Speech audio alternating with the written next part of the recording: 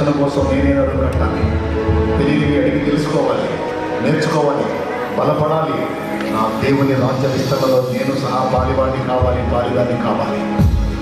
దీనికోసం ఎవరో వస్తారు, ఎవరో చేస్తారు. చిలకలూరుపేట నేను పుట్టిన ఊరు. ఇందులో చాలామంది దైవజనులు చేస్తున్నారు కదా అని నేను అనుకోలా. ఎవరో వచ్చి ఇక చేస్తారు కదా అని నేను అనుకోలా.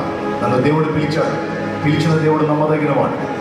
నన్ను పిలిచాడు కనుక నేను నడుము కట్టాలి, నాకు చేతనైనంత నేను చేయాలని పని మొదలుపెట్టాను. ఈరోజు నా దేవుడు చిలకలూరుపేట సాక్ష్యాన్ని మారిపోయేలాగా ఆయన కార్యం జరిగించాడు. హల్లెలూయా, హల్లెలూయా. ఇదంతా ఆయనకి కనుక నా గొప్పట.